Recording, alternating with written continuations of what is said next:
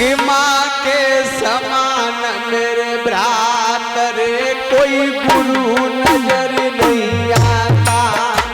मैया के समान भ्रात रे कोई गुरु नजर नहीं आता। माँ के समान मेरे भ्रात रे कोई गुरु नजर नहीं आता। ये हकीकत की बात है महाराज। माँ के समान मेरे भ्रात रे कोई गुरु नजर नहीं आता। के समान मेरे भ्रात रे कोई गुरु नजर नहीं आता।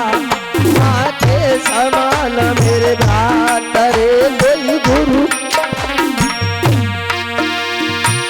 जब जब जीव जगत में आता तब तब हमको मिलती माता। माता से हम सबका नाता। जब जब जीव जगत में आता तब तब हमको मिलती माता। माता से हम सबका नाता। मैया के समान भ्रात रे कोई गुरु नजर नहीं आता। माँ के समान मेरे भ्रात रे कोई गुरु नजर नहीं आता। माँ के समान मेरे भ्रात रे कोई गुरु नजर नहीं।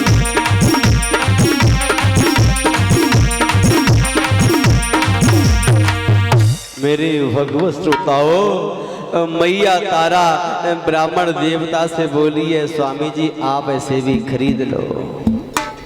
चलो ठीक है, ये पूजा के लिए फूल लाता रहेगा।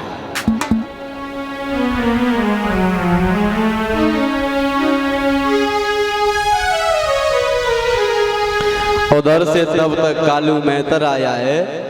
कालू मेहतर ने आके हरिश्चंद्र को खरीद लिया है। जवाब दिया है क्यों ब्राह्मण देव, इस हट्टे कट्टे को मैं जब खरीदूंगा इससे ये पूछो मेरे यहाँ पर ये जल भरता रहेगा। हरिश्चंद्र बोले महाराज आप जल भरने की बात करते हो, ये सेवक ये दास तुम्हारे यहाँ पर घटिया से घटिया काम करने के लिए तैयार है, केवल मुझे खरीद लो, मेरे मालिक का जो हुक्म है।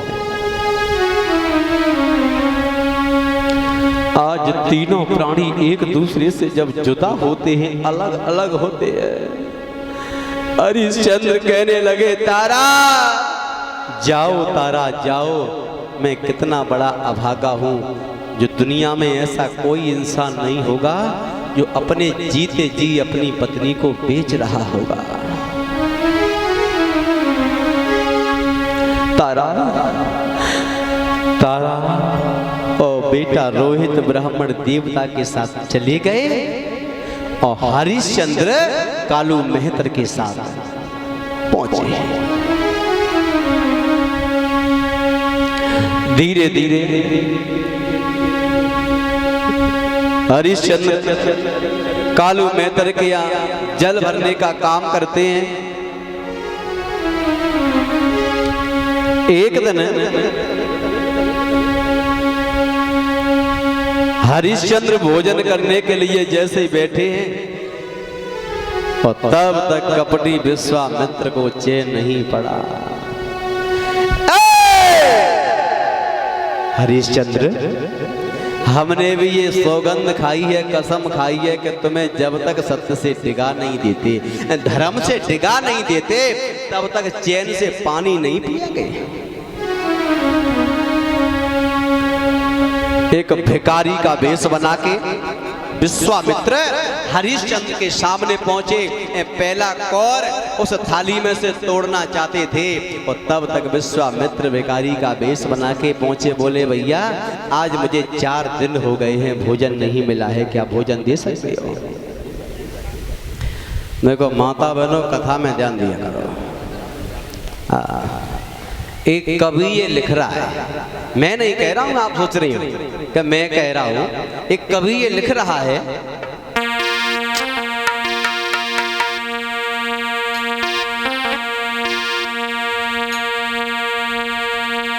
देखो महाराज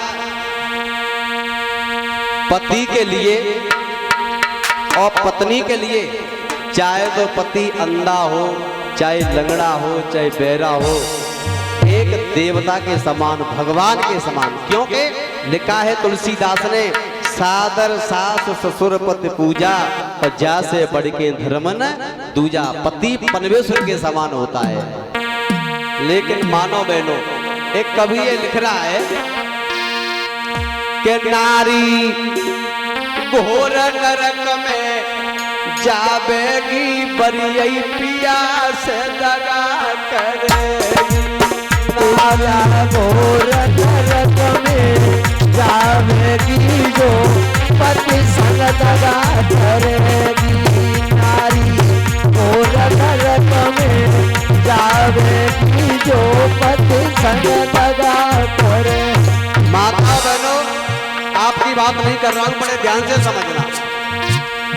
अरे नारी घोर नरक में जावेगी, बरियई पिया से दगा करेगी। नारी घोर नरक में जावेगी, बरियई पिया से कपट करेगी। अंदाज लगाना। अरे चतुर नारी बिलैया बनी, चतुर नारी बिलैया बनी है। कौन सी मालूम है? जो घर खाली देखो और हड़िया में जो दूध गरम है में रखो है, तचरा हुआ है, ऊपर से मलाई मलाई उतारी और ऊपर से 2 चम्मच चीनी डाली हो, अकेले खाएगी।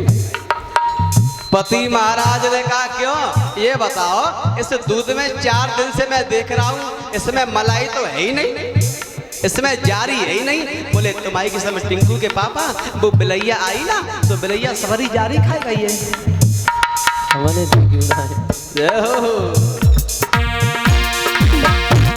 अरे चटोर नारी बिलैया बनी, चटोर नारी बिलैया बनी है। अब तू घर घर हरिया चाटेगी, जो पति से दगा करेगी। घर घर हरिया चाटेगी, जो पति संग दगा करेगी।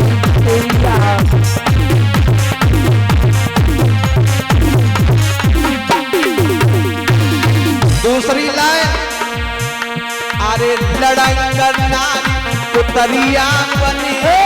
लड़ंग नारी कुतरिया बनी है। कौन सी वाली माता बहनों, आपकी बात नहीं कर रहे, आप सोच रही हो हमारे यहाँ पर है कुछ और हमारी खुद है ऐसी, दूसरे की का कहे। बड़े परेशान है, शादी नहीं बड़ी बर्बादी हो गई है।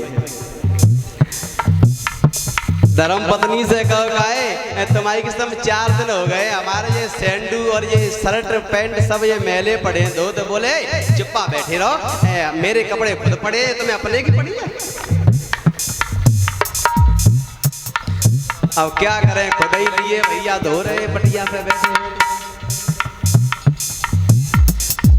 और ज्यादा कुछ कहो तो केवल हमारी माता बहने एकदम से गुस्सा में आके और पति का गलेवान पकड़ा, बोले असल को है तो मार के देखा। और भाई लोगों, असल के हर किसी से बन जाइयो, लेकिन हमारी माता बहनों से मत बनियो। हर किसी से बन जाना। अरे लड़ंग नारी गधैया बनी है। लड़ंग नारी गधैया बनी है। अरे लड़ंग नारी कुतरिया बनी है। लड़ंग नारी कुतरिया बनी है। अब तू घर घर डंडा खावेगी, बरिया से लगा घर घर डंडा खावेगी, जो पति संग लगा करेगी।